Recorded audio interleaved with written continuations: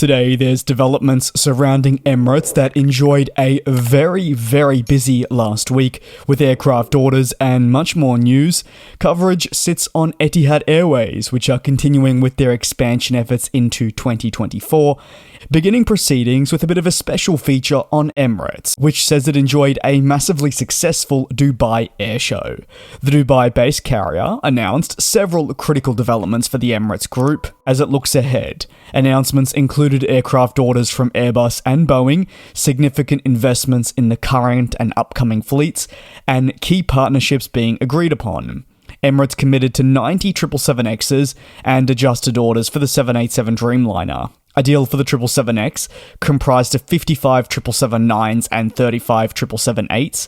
Emirates' contract did solidify its position as not just the largest customer for the 777X to date, but also a very important customer for Boeing. Away from the 777X, Emirates has also committed to a total of 35 787 Dreamliners. As part of a deal with the Dreamliner, the airline will acquire 15 787-10s and 20 787-8s.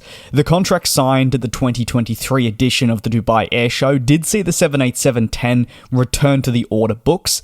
This variant had been previously ordered but was cancelled as part of Emirates' thorough fleet review undertaken in recent years.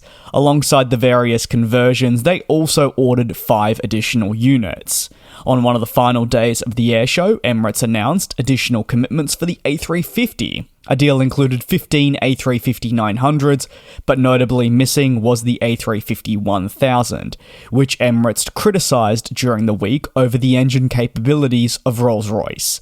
The Dubai-based carrier highlighted that an order for the high-capacity variant would not be placed until assurances could be made that the engine would perform to their liking. But the contract for the A350-900 is worth $6 billion at list price value. However, it's pretty important to know that customers will never pay that list price. It is often a general indication of the value for the deal rather than the price paid. Planning for the A380 continues, with Emirates announcing several partnerships during the airshow to continue maintaining this fleet. The carrier, as I'm sure you're aware, relies heavily on the services of the world's largest passenger plane. It is the largest operator too. Emirates signed deals with Collins Aerospace, Safran Landing Systems, Lufthansa Technik, Pratt & Whitney, and several other high-profile companies. All these partnership announcements represent a substantial investment in maintaining the quality of their A380s that are only going to continue to show signs of age.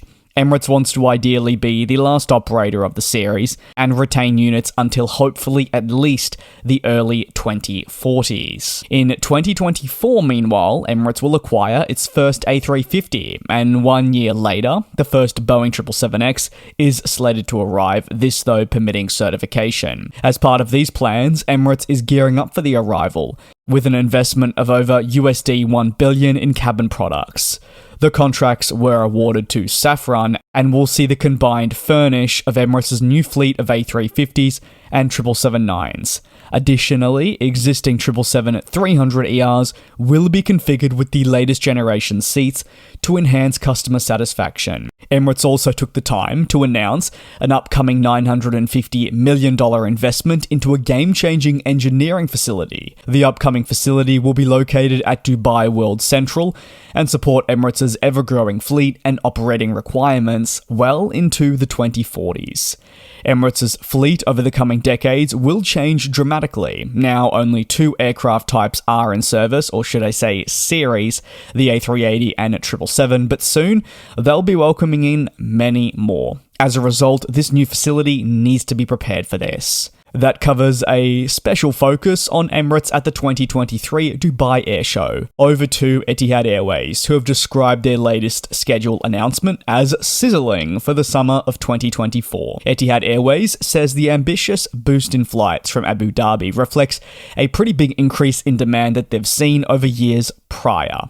During the summer 2024 season, Etihad's global reach will increase with almost 25% more weekly flights over the summer season just gone. New routes and frequency increases have been timed to benefit customers as much as possible, with smooth transfers and code share partnerships in place at the end destinations.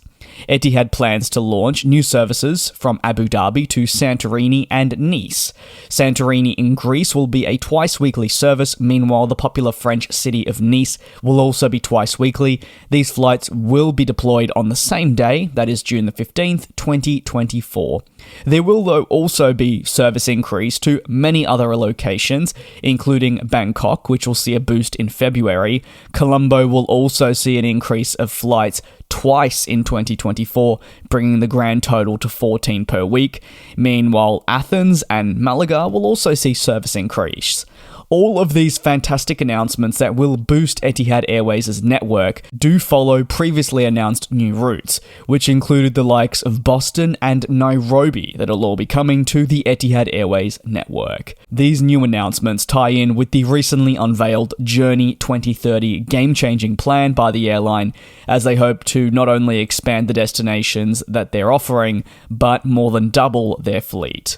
Over to the final story of the day, and that's with SAS. In some rather sad news as aviation enthusiasts, they have farewelled their long-standing Boeing 737 after many decades of operation. Flight SK737 departed from Stockholm and arrived at Oslo on Sunday evening. The Sunday just gone. It was a landmark flight as the company said goodbye to a plane that has been so important to the day-to-day operations for many decades. I can't emphasize this enough as SAS has operated multiple variants throughout recent history, but now it is adapting and changing with the times. Looking ahead, SAS is a company you could say that are in a significant stage of rebuilding and assessing the fleet for future success. They want to emerge from this transformation program in a much more sustainable manner. The airline has broadly struggled across recent history and has been forced to remove aircraft and also entire series to really cut losses wherever possible. The Airbus A320neo will therefore become a leading part of the airline's future narrow-body operations.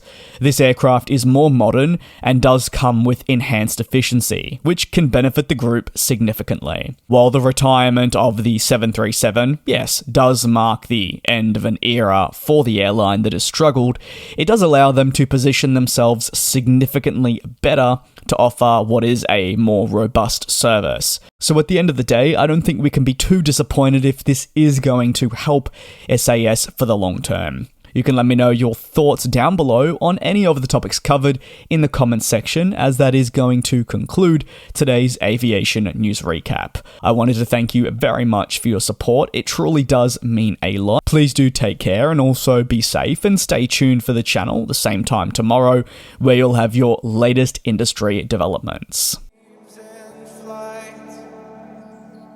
And we'll fly.